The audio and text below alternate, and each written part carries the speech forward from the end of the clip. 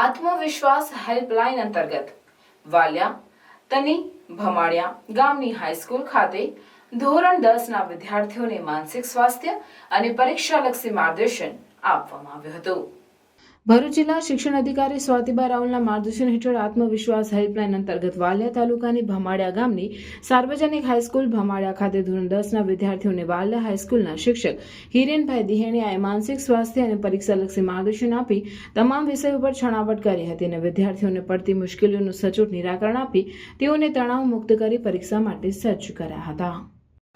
પરીક્ષામાં ફરજના ભાગરૂપે કદાચ તમારા ક્લાસમાં કઈ કલેક્ટર ઓફિસમાંથી કે ગાંધીનગરથી કે વડોદરાથી ગમે ત્યાંથી ગોઠવેલી હતી કે સ્કોડ આવે, બરાબર? હવે સ્કોડ માનો કે એની ડ્યુટી હોય છે કે ચેક કરવા કે કાળજી રાખવી, તો કદાચ કોઈ એકાદ છોકરાને ઊભો કરીને ચેક કરે, બરાબર? તો એની ફરજના ભાગરૂપે ચેક કરતા હોય છે, તમારે એનાથી ગભરાવાની જરૂર નથી, બરાબર? માની લો કે આપણે તો બિંદાસ સરસ રીતે પરીક્ષા આપીએ છીએ, બરાબર છે? તો પરીક્ષા આપીને એને ચેક કરી એને બેસી જવાનું, માનો કે આને ઊભો કરે છે, ઊભો થયો અને ઊભો કરે છે, આમ કરીને ચેક કરે છે, બરાબર? કોઈ પણ રીતે ચેક કરશે, તો લેડીઝ હશે તો છોકરી હશે તો લેડીઝ ચેક કરશે, કદાચ છોકરાઓ હશે તો જેન્ટ્સ ચેક કરશે।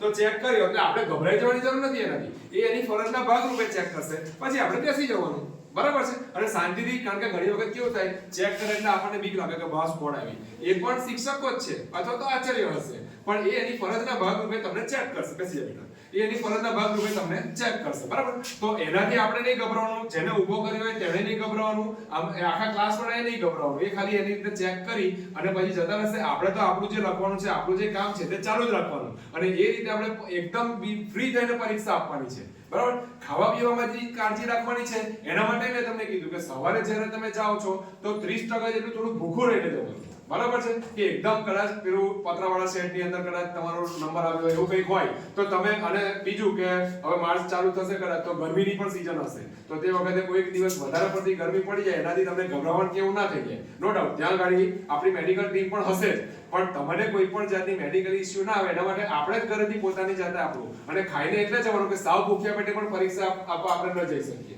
બરાબર છે? એટલે થોડું ઘણું આપણે આપણામાં એનર્જી રહે, કદાચ કોઈને પેલું જ્યુસ કેવું કંઈક પીને જતા હોય તો તે પણ પીને જવાનું, ત્યાં ગાડી પણ એવું લાગે કે મેડિકલ ટીમ છે, કોઈ વખત ગભરામણ થઈ જાય તો તે પણ ત્યાંથી તમને ગ્લુકોઝ દેવું આપશે જ, બરાબર છે? પણ આપણે પણ પોતે આપણે સજ્જ રીતે થઈને જવાનું છે અને બિંદાસ કોઈ પણ જાતના એના વગર, ગભરામણ વગર। તો આ રીતે આપણે કોઈ પણ મગજમાં તણાવ લઈને કે ગભરાહટ લઈને પરીક્ષા આપવાનું જવાનું નથી।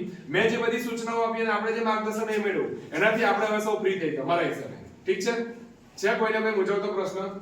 કોઈને પ્રશ્ન હોય તો બોલો। છે કોઈ કે તમે ફર્સ્ટ ટાઈમ પરીક્ષા આપવા તમે પહેલી વાર પરીક્ષા આપવા જાવ છો એટલે પૂછું, છે કોઈ પ્રશ્ન? નથી ને?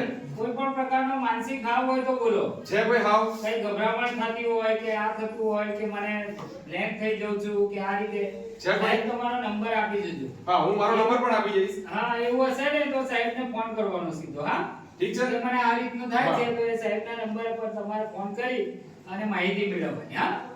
ક્લિયર છે? શારીરિક અને માનસિક રીતે બોલ્ડ કરી દેજો। તો ફ્રી થઈને બધા પરીક્ષા આપશો ને? અવાજ નહીં સંભળાયો? ફ્રી થઈને?